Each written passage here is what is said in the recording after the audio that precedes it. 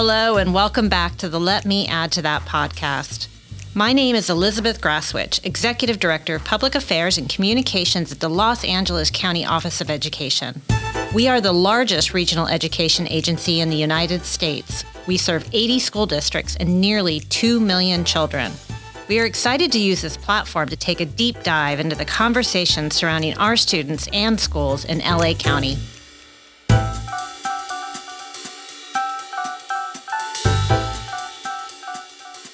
Every October, we celebrate Digital Citizenship Week, a time where we put the spotlight on responsible and safe use of technology. By bringing attention to this topic in our increasingly digital world, we can support our schools, students, and communities to make better and safer choices while online and using tech.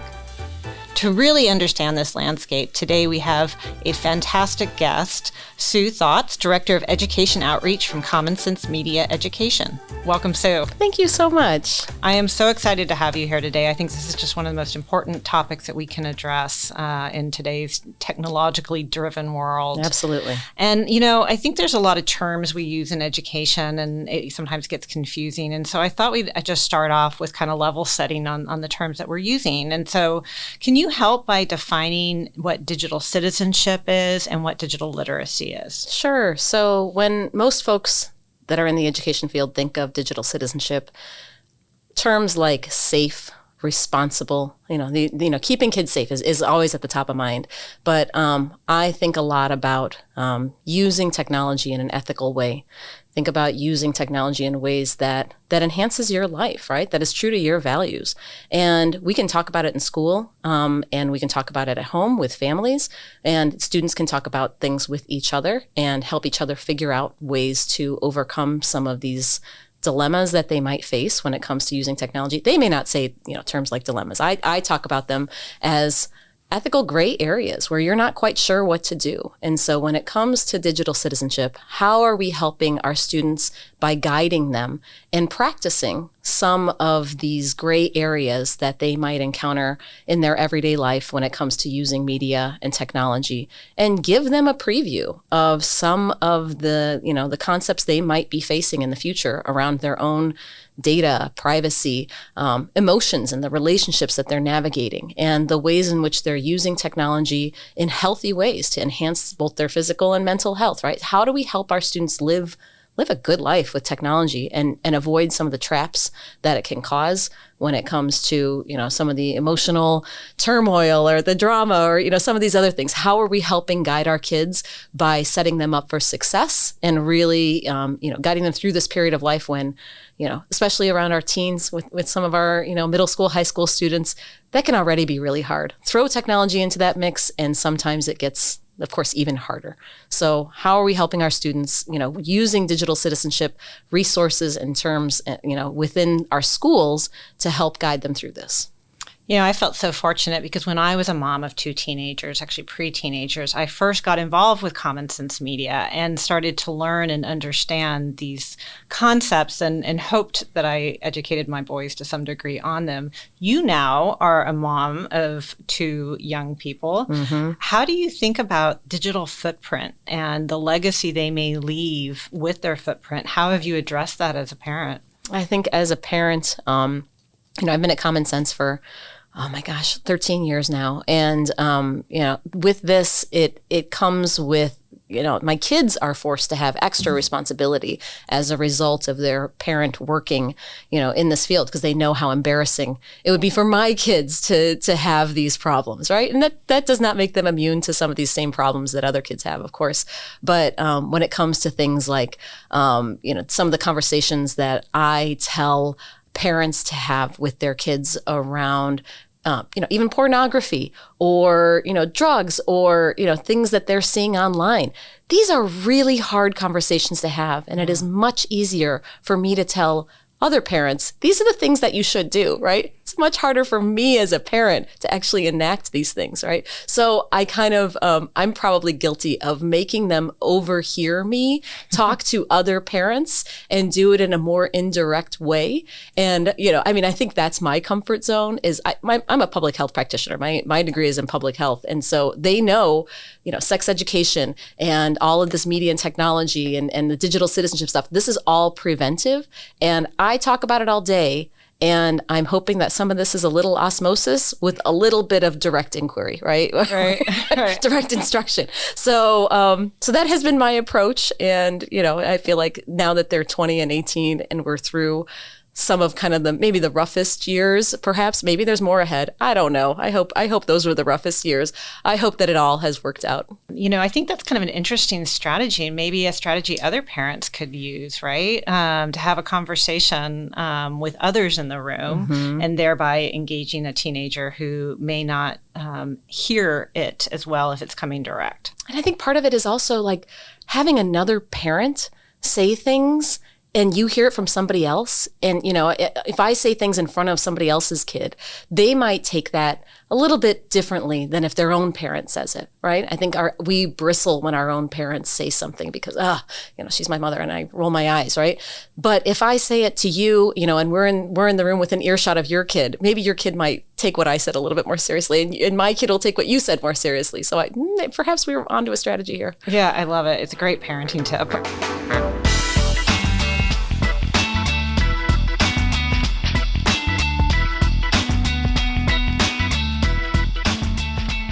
One of the big things that we've long talked about is cyberbullying. It's been such a challenge since we've had the growth of social media. How can actually teaching students and parents and even educators about digital citizenship, digital literacy, how can that help? A lot of what we talk about within the Common Sense content is centered on social and emotional learning. And if you're looking at the CASEL standards and those standards that are about my own self-awareness and my own self-reflection, as well as my ability to be able to understand a social situation and read that and have some sort of social awareness, understand how I can communicate effectively and I can relate to other people. What is my situational awareness in this group of people? Having the ability to take perspective and understand how my actions, my words can impact somebody else is maybe something that a lot of students don't naturally think about, right? And so I know for myself, I don't know, I think especially upper elementary, middle school, as you just look more inward and you're staring at your own belly button all day long is the way that I think about it. I don't know, like you're so worried about yourself and you're not thinking about other people and their perspective, unless it's thinking about what they think about you, right?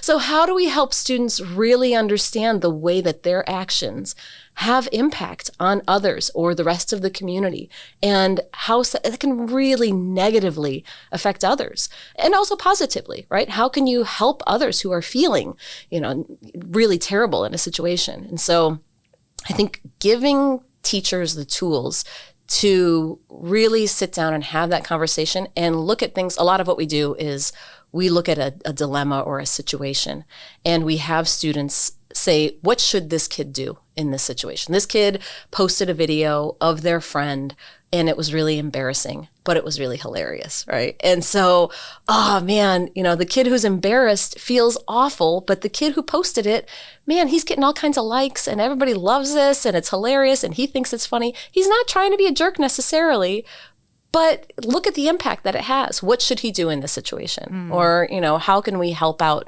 both kids and help them both through this situation? And do teachers have those conversations in classrooms with students about such scenarios? So that's what the content is intended to do, is figure out what are those real life scenarios where there is that gray area, right? Where our kids don't quite know what to do. So I've facilitated and worked with other teachers and worked with schools where this is kind of you start out with some easy ones. You start out with some quick questions of the day. Here's the scenario up front. Let's have a quick conversation about what this kid should do. What should this one, and this? What is the dilemma? How are people feeling in this situation? How's each person feeling? And then what can they do to mitigate some of this? And a lot of times there is no good answer, right? And so part of that is, again, it's preventive. It's trying to get students to understand their impact before that happens. And the other thing that I like about it is it's not a kid in your classroom. It's not, it's not Jimmy sitting here and everybody's feeling bad for Jimmy because Jimmy's a real kid. These are fictitious characters that we can all have a real conversation about without baggage, without history, without, our feelings about Jimmy and, whatever, right? So it allows students to really analyze a situation before something happens. And then we have to work through that with a restorative program or, with some sort of, comprehensive punishment or, whatever, right? We want to talk about it when drama is low. Yeah, absolutely. And what advice would you give to parents who are also then kind of trying to, I keep going to parents because I hear so many parents talking about it and they oftentimes just don't know what to do. Oh gosh. I mean, this is what some of the hardest, I always say, I'm not an emergency room doctor.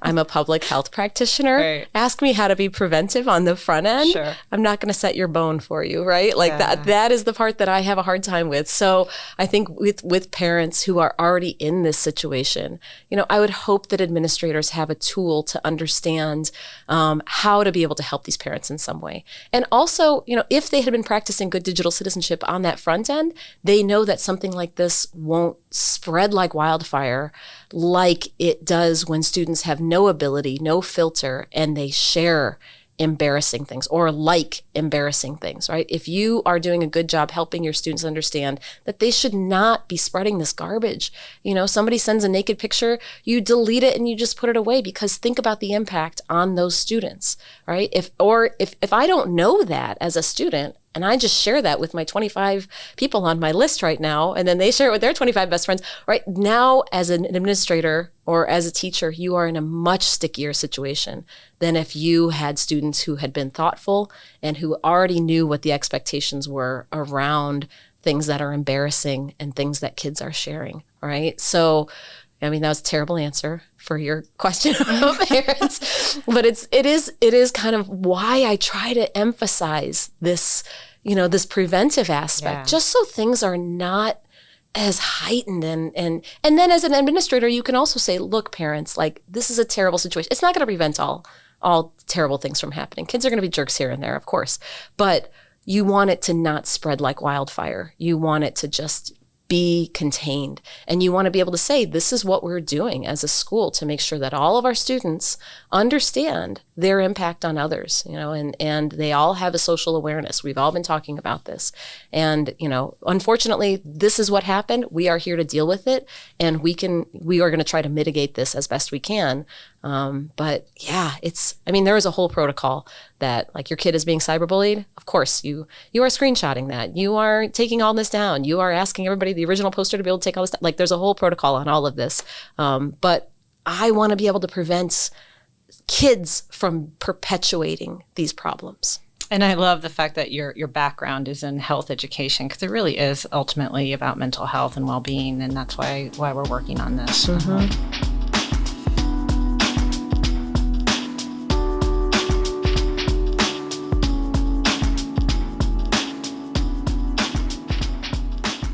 It's interesting to me of how many things fall under the umbrella of digital citizenship and digital literacy. I mean, you have a lot to educate people about. Another one is really about just people's online security, their personal information.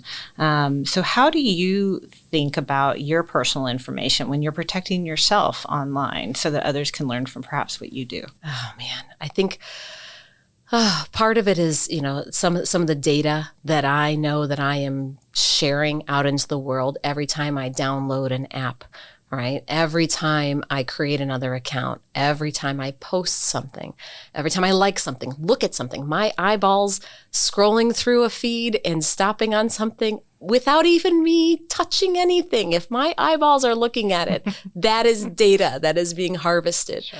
And I think for me, I have to do a little evaluation periodically and say, is this account worth keeping? All right. Am I using this account? Is this app really necessary for me to engage in this conference? Or I was at the Dodgers game the other night, and they have this, scan this QR code and you can turn your phone into a live camera that will be posted on the Jumbotron. People are they are up there just grabbing this QR code like crazy. And I'm thinking, oh my gosh, that's all your data, everybody. Oh my gosh, stop. Are you really? You stood up. I did not judge anybody. Of course, how fun is it to get your face on a Jumbotron at the Dodgers game? But of course, I'm not doing it, right? But I'm just trying to be mindful of the ways in which I am using technology. And of course, I use a password manager and I have a different password for everything. Sometimes that comes and bites me in the butt because, I can't get into the thing that I want to get into and whatever, right? So it's happened. But at the same time, I know that even though the two-step verification is a pain or whatever, right? I know that what's even worse is any kind of, hacking into my accounts. And that just, you talk about pain, man, trying to recover all that, or, I know that it's difficult to have all your passwords and make them all different and, to not be secure. That's problematic. And I've tried using, using a browser that maybe has that's collecting less data, right? But part of that is I really appreciate all the data that is stored in my browser to make me be able to jump back into exactly what it is that I need because of my workflow. So it's a balance, right? It's a balance between what is convenient, what do I desire for my technology to do for me, and what am I willing to give up when it comes to this technology and how much data I'm giving to people that I don't know that are using my data in some other way, right? So, yeah, that's a tough question. Yeah, it's about being thoughtful, right? And that's what so much of this is about, is just really trying to think through it and think through your options. And I love your point about because I think all of us are like, oh man, two-step verification. Yes. But I would rather have that than an online security risk. Right. How many times have you been hacked? If you say 0, you're very lucky, right? Right. Keep it that way. I'm sure your district technology folks would really appreciate it. Absolutely. I mean, it's a huge part of what we do here at LACO now is cybersecurity and helping our districts protect themselves. So, yeah. Another area that's very close to my heart because I was a journalist is just media literacy, online information, disinformation, misinformation, trying to navigate all of that, especially today in the age of AI. And so how do you support the education community in trying to navigate that? It's such a challenge. With the election coming up, we have a collection. We are doing a big focus on media literacy, and we're just trying to get districts, educators to just start with some of the basics of news and media literacy for their students. And I think a lot of times it is do you use this term third rail? Here. Mm-hmm. Okay. Yeah. I come from Chicago where there's an L and there is a third rail. There's a literal third rail. Well, so I use it, but I'm not from California, so hopefully our listeners understand. the thing that you don't touch for fear of getting your hand shocked, right? Or dying, I guess, in some ways. So when it comes to some topics around digital citizenship, such as news and media literacy, there are a lot of districts who say, I don't want to use this because I don't want to get in trouble for, out of political fear. Right? I don't want my parents to come after me because they think that I'm, swaying their kids in one direction or another. I don't want to teach them media, news literacy skills because it is about politics or it is about the election. It's about interpretation of information and who's to say what's true and what's not true. And I think, really looking at, especially an organization like the News Literacy Project, they are one of my favorites, and our friends at KQED up in San Francisco. There are a lot of great organizations that are putting forth resources about interpretation of information online. And, we at Common Sense have a lot of information about AI, deepfakes, understanding, how information is generated using some of these AI tools and, what to watch out for. Like, we're doing our best to make sure that students as young as I think our first lesson about news and media literacy is in like third grade or something, where we're looking at manipulation of an image and not saying this is a terrible thing. Of course, we all love to play around with images and make them cool looking and make them fun and interesting and stuff. But like, it's about like, what is a synthetic image and what is a real image, and how do you evaluate that? And, how do you use that to make informed decisions is eventually where we end up leading to. And so, we bring in the tenets of journalism, of course, and teach students how to think like a journalist, right? What does a journalist need to understand before, as they're looking and researching a story? How are they looking at, how do they verify information? How do they make sure that they are understanding the whole context of everything? How are they writing it in a way that is representative of the true information and not, trying to sway you? Look for the money, right? A lot of this is like, whatever you're clicking on, who is writing this? Right. Where is it coming from? What's their objective? What are they trying to get you to buy? What are they trying to get you to do? Right. So it's being thoughtful about the information that you are consuming, and how do we help our students just take one step and, teach them how to verify, teach them how to think critically about what they're seeing.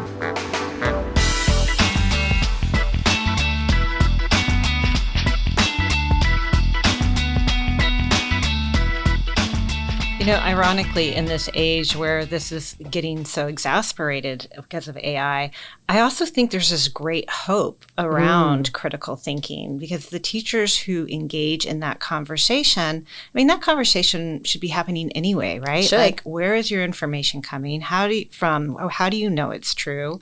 It's such a great opportunity to just understand and learn about the things that kind of make up ideas and different opinions, right? And so I think it's like really like hopeful, but obviously it's going to take a lot of training, a lot of work around media literacy and digital literacy to make that applicable. So do you think that this huge wave of AI is causing people to take a pause for a second and think a little bit more critically than maybe they would have if they had just seen it at face value without thinking about AI? I think there's the opportunity for that. I had a wonderful conversation with a history teacher, a history chair, who talked about that's the conversation he's having with his students and he's having with his department of, okay, this is here. So like, let's use this as an opportunity to learn. And so I think if we can go in that direction and just make sure we have those conversations, I think there's some hope, but we have to engage in that conversation. Yeah, for sure. So it's interesting. Another thing that is probably near and dear to both of our hearts is the impact that social media has had on mental health. I recently finished The Anxious Generation. Of course. Which, when you read that, you go, oh my goodness. Turn it all off. Right, yes. Exactly. And sure enough, Vivek Murthy, who is now, the Surgeon General, who's put out a warning. There is legislation around this. There's a lot of conversations. And so, how do you think schools can support students related to this challenge of mental health and social media and the impact? I think, we put out a lot of research at Common Sense, and the latest paper was about the ways that students are engaging in searches and apps to try to help their own mental health, right? To try to learn more and get more information. And so I want to say it was 53% of kids between the ages of 14 and 22 in this huge survey that we did, a nationally representative survey, had done some research or had looked up some ideas about mental health in order to be able to try to understand their own mental health better. That's interesting. And how do we help our students, again, with that media literacy component, to understand whether this information is good information or bad information? How do we teach, because these are going to impact their own health.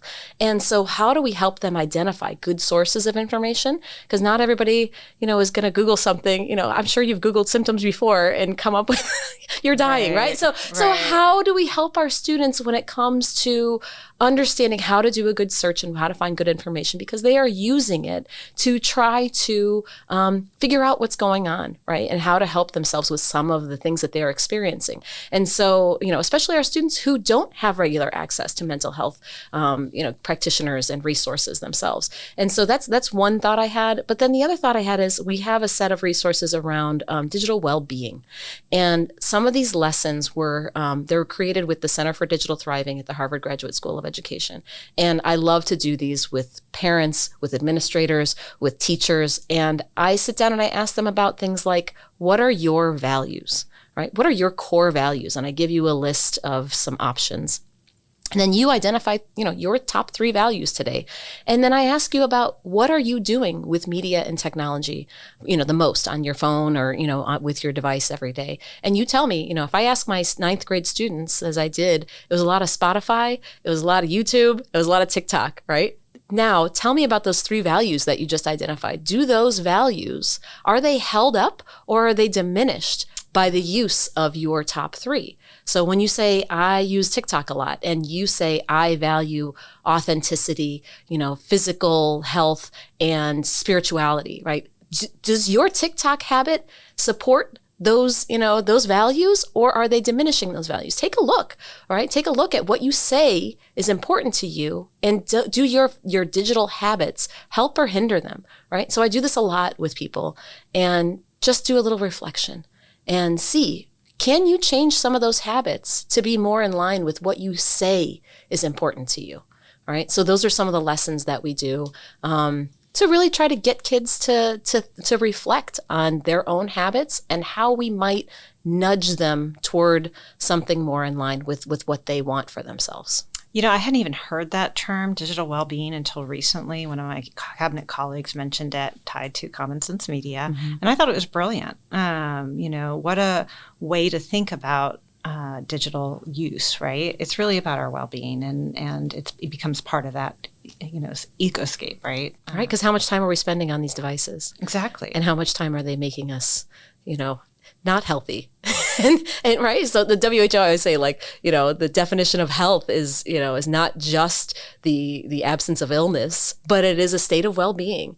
And do these devices, just because we may not be sick with them, but although, Dr. Murthy might tell us about how loneliness makes us physically sick, right? It has physical ramifications in our body when we experience this loneliness. And a lot of this isolation that we have with social media and with this technology can physically make us sick. But, even in the absence of that sickness, are we well?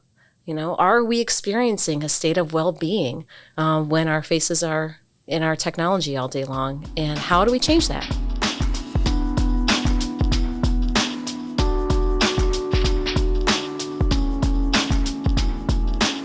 Yeah, it's so interesting because I was not a big social media person until you got this job? Until I got this job and started doing podcasts and wanted to help promote them. And I noticed myself posting and then checking and then turning to Nora Robinson, who is my support on this, and saying, why has no one liked me? you know? And so I can't even imagine. I mean, that's really made me aware of what it must be happening for young people and just that anxiety around it. It's just, it's so interesting. I'm so glad that Common Sense Media is doing so much work around this. And so, what are you doing and what can schools do to help in terms of education around all these issues? I mean, I would say number one is start teaching lessons, which is, easy for me to say, right? I'm not working in a school district and trying to find the space and the time to be able to do all of this.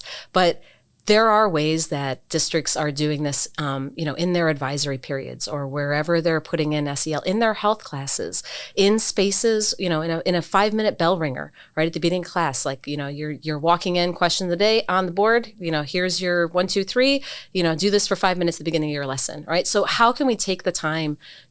Part of it is because we need our students to understand this. And part of it is because it builds a relationship with your students. And when your students feel loved, when they feel cared for, when they feel like someone is actually, interested and wants to help them in some way as it relates to their mental health, to their well-being, that's a happier, that's a better class, right? So how do we make sure that our students are feeling that care every day and building that culture within your school by just doing some of these quick lessons, right, every once in a while, and infusing that as part of your district.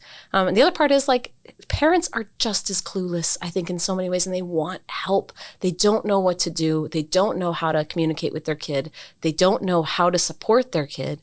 A lot of parents, especially parents who, I grew up with an immigrant mom, right, who would have no idea what I was doing on my phone if that was, around when I was a kid.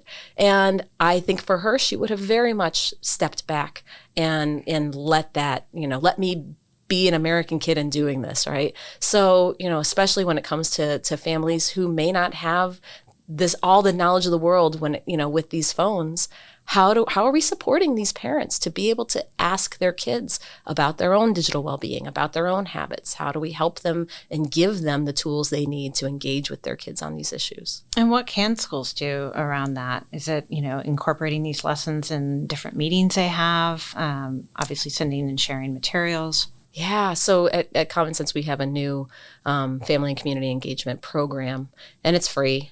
Just like all these other resources, they're all free. And this is a program that where they are providing, it's almost professional development and resources for family and community engagement staff. And so they're meeting quarterly, they're providing parent webinars, they're giving out, they have newsletters, they have resources that, and so on our homepage, there is a family and community engagement program that's new this year, where you have people, humans who are helping you as a family and community engagement staff at a school receive the resources that you can use to engage with your parents. And I know that I'm going to an event this weekend where it's a parents academy, right? A district is having a parent. Fantastic. But what are we doing for those parents who are not going to make it to that event? How are we using things like social media or using, parent newsletters or using the YouTube channel to be able to reach out to those families so those families can watch something, learn something. It's not, those parents don't show up or, fail to show up because they don't want to come or that they don't care about their kid. That's never the case, right? They're not there because they're working 5 jobs. They're exhausted. Sure. They, whatever. Sure. Yeah. That's so important. And, the other group, though, that I also think can be really effective is students. 100%. What can students do to help in this area? Yeah. So I think, I don't know if how much you care about esports. Oh, how do you not care about esports right now? They have esports arenas now. It's one of my favorite. I mean, this is just one example. This is just one thought I had. But I think of like kids on the ASB or kids who are involved in esports or kids who are leaders in some way, right? How are they role models in that digital space? Because I have a special place in my heart for esports because ever since I've been to like one tournament, I'm like, oh, these kids are amazing. They're so fantastic. And I'm so glad for this whole infrastructure that allows them to be who they are and connect with other kids. Yeah, and cool. What kind of leadership skills are you building there for these students that are gaming? And that is a perfect example of a space where students are learning how to communicate, support, take care of each other. They're in a mentored space. Like that, I think, is a perfect place for digital citizenship to develop and naturally become, those students are role models, right? And because they are a huge part of your school, how do you take that and spread that throughout your school? I mean, that's just one example, right? Sure. Of ways in which we can involve our students and help them become leaders in this space. It's interesting. It makes me think of FFA and how FFA is like so good at developing leaders. Like, why can't you do that? Okay, hold on. FFA in my hometown is Future Farmers of America. That's the one I'm talking about. Okay. We have that in California too. I didn't know. We do. Right. We do. So we could use some of those same things in the digital world. Yeah. Also avid programs, and leadership, right? There's all kinds of opportunities for students to just really take that role and own it, right? Yeah. Well, I can't thank you enough. Common Sense Media, they have just done a tremendous job over the years. As you mentioned, it's free. It's all free. Yeah. It's free. There are so many resources on there. I would encourage anyone who's interested in learning more to go to Common Sense Media. It's always been my go-to resource. Sue, you are terrific. I see you everywhere in LA County when it comes to anything around digital education. And so, thanks for just your ongoing support of everyone here in LA County and kids in general. Of course. Thank you. It's been a pleasure. Please follow the Los Angeles County Office of Education on Instagram, TikTok, and Twitter at Los Angeles COE. That's Los Angeles COE. Or you can find us on Facebook and LinkedIn at Los Angeles County Office of Education.